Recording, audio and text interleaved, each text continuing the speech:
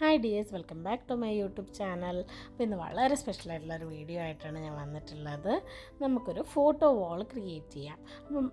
നേരത്തെ തന്നെ എൻ്റെ വീട്ടിൽ ഒരുപാട് ഫോട്ടോസ് ഉണ്ട്. അപ്പോൾ അതൊക്കെ ഞാൻ ഇതുപോലെ വാളിലേക്ക് സ്റ്റിക്ക് ചെയ്ത് വെച്ചിട്ടാണ് ഉണ്ടായിരുന്നത്. മാസ്കിംഗ് ടേപ്പ് ഉപയോഗിച്ചിട്ട് ജസ്റ്റ് സ്റ്റിക്ക് ചെയ്ത് വെച്ചിട്ടേ ഉണ്ടായിരുന്നുള്ളൂ. അപ്പോൾ എനിക്ക് തോന്നി അത് ഫ്രെയിമിലാണെങ്കിൽ കുറച്ചുകൂടി ഭംഗി ഉണ്ടാവുമെന്ന്. അപ്പോൾ ഫ്രെയിം വാങ്ങിക്കാനായിട്ട് നോക്കിയപ്പോൾ നല്ല പ്രൈസ് ആവുന്നുണ്ട്. എനിക്ക് 13 ഫ്രെയിം വേണം. നല്ല കാശാവുന്നുണ്ട്. അപ്പോൾ അതിനെ കുറച്ച് പൈസയിലേക്ക് ഒതുക്കാനായിട്ട് ഞാൻ ഇതുപോലെ ഫോം ബോർഡുകളാണ് എടുത്തിട്ടുള്ളത്. ഇതുപോലെ 5 ബോർഡിന് 5 ദിർഹംസ് വരുന്ന ഒരു സെറ്റാണ് ഞാൻ വാങ്ങിച്ചിട്ടുള്ളത്.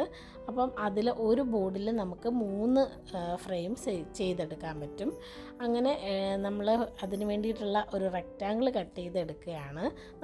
നമ്മൾ എടുക്കുന്ന ഫോട്ടോയിൽ നിന്നും ഒരു 2.5 സെൻറ്റിമീറ്റർ അധികം ഇട്ടിട്ടാണ് ഞാൻ ഈ ബോർഡ് റെക്റ്റാങ്കിൾ കട്ട് ചെയ്തെടുക്കുന്നത്. കാരണം എന്താണെന്ന് വെച്ചാൽ ഒരു 1.5 സെൻറ്റിമീറ്റർ നമുക്ക് സൈഡിലെ ബ്ലോക്സിന് വേണം. അതുപോലെ ഒരു സെൻറ്റിമീറ്റർ ഉള്ളിൽ നമുക്ക് വേക്കൻറ്റ് സ്പേസ് ആയിട്ട് ഇട്ടേക്കണം.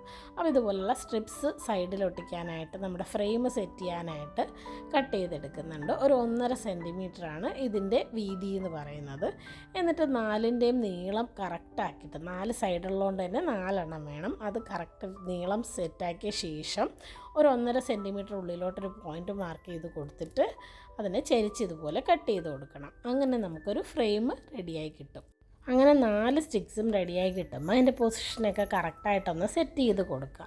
ഇനി നമ്മുടെ മെയിനായിട്ടുള്ള നമ്മുടെ റെക്റ്റാങ്കിൾ പീസിലേക്ക് നമ്മൾ ഈ 4 സ്റ്റിക്കും ഫ്രെയിമായിട്ട് ഒട്ടിച്ചു കൊടുക്കുകയാണ് ചെയ്യുന്നത്. അതിനായിട്ട് ഇതുപോലുള്ള ട്രാൻസ്പെറൻ്റ് ആയിട്ടുള്ള ഡബിൾ സൈഡ് ടേപ്പാണ് യൂസ് ചെയ്തേക്കുന്നത്. ഇത് വളരെ തിന്നായിട്ടുള്ളൊരു ജസ്റ്റ് ഒരു ലെയർ പശ മാത്രമേ കൊടുക്കുള്ളൂ.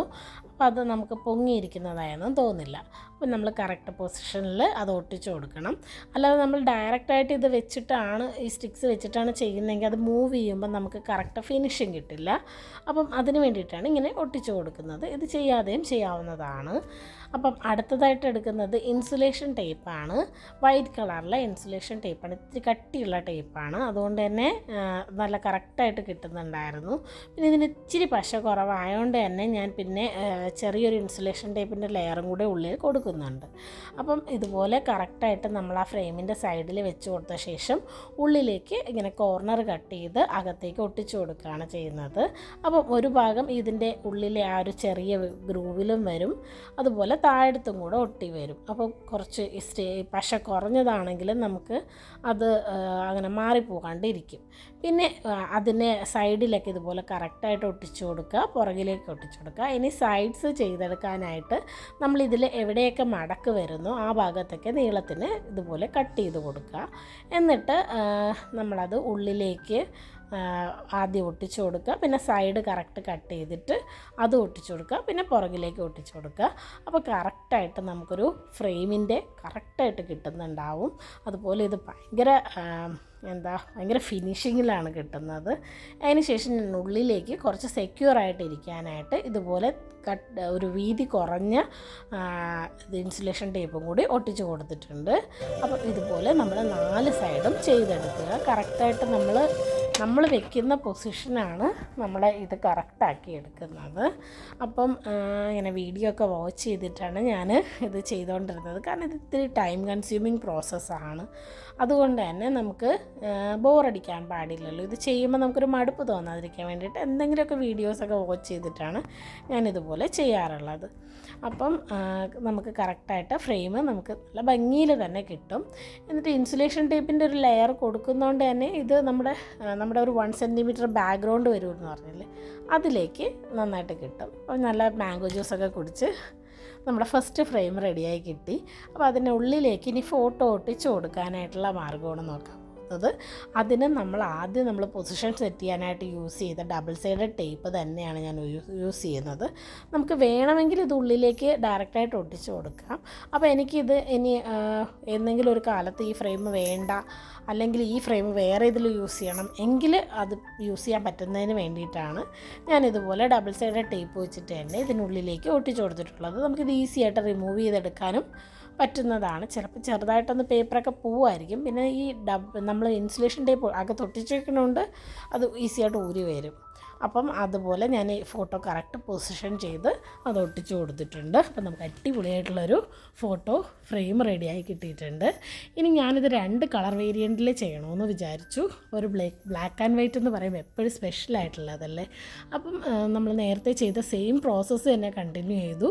പക്ഷേ ഇതിലേക്ക് ബ്ലാക്ക് ഇൻസുലേഷൻ ടേപ്പാണ് യൂസ് ചെയ്യുന്നതിന്. ഈ ടേപ്പിന് ഇച്ചിരി നമ്മളെ മറ്റേതിനെ പോലെ കട്ടിയില്ല, ഇച്ചിരി ഒരു ഇലാസ്റ്റിസിറ്റി കുറവാണെന്ന് തന്നെ പറയാം. കാരണം അത് വലിഞ്ഞിട്ട് തിരിച്ച് ആ പൊസിഷനിലോട്ട് തന്നെ വരുന്നില്ല, അത് ഇത്തിരി വലിഞ്ഞ് തന്നെ ഇരിക്കുകയാണ്. അപ്പോൾ കറക്റ്റായിട്ട് നോക്കിയിട്ട് സൂക്ഷിച്ച് ഒട്ടിച്ച് കൊടുത്താലും മതിയാകും. അപ്പം ഇങ്ങനെയാണെങ്കിൽ തന്നെ ചെയ്ത് വന്നപ്പോൾ കൂടുതൽ ഭംഗി ബ്ലാക്കിനായിരുന്നു. അപ്പോൾ നമ്മൾ കറക്റ്റായിട്ട് നേരത്തെ ചെയ്ത പോലെ തന്നെ ഒട്ടിച്ച് കൊടുത്തിട്ടുണ്ട്. പിന്നെ എനിക്കിതിൻ്റെ ബാക്ക്ഗ്രൗണ്ട് എന്ത് വന്നാലും വൈറ്റ് തന്നെ വേണമെന്നുള്ളതുകൊണ്ട് തന്നെ വൈറ്റ് ഇൻസുലേഷൻ ടേപ്പ് നേരത്തെ നമ്മൾ യൂസ് ചെയ്തത് അകത്തേക്ക് നമ്മളെ ഫ്രെയിമിൻ്റെ ഉള്ളിലേക്ക് ഒട്ടിച്ച് കൊടുക്കുന്നുണ്ട്. കാരണം ബാക്ക്ഗ്രൗണ്ട് വൈറ്റ് ആകുമ്പോഴാണ് നമ്മളെ ഫോട്ടോസിന് കുറച്ചുകൂടി ഒരു ഗും കിട്ടുന്നത്. അപ്പോൾ അതുപോലെ നമ്മൾ നേരത്തെ പോലെ ഫോട്ടോയും ഇതുപോലെ സ്റ്റിക്ക് ചെയ്ത് കൊടുത്തിട്ടുണ്ട്. അങ്ങനെ നമ്മളിതുപോലെ 13 ഫോട്ടോ ഫ്രെയിംസ് ചെയ്തെടുത്തിട്ടുണ്ട്. അതിൽ 8 എണ്ണം ബ്ലാക്കും 5 എണ്ണം വൈറ്റുമാണ് ചെയ്തെടുത്തിട്ടുള്ളത്.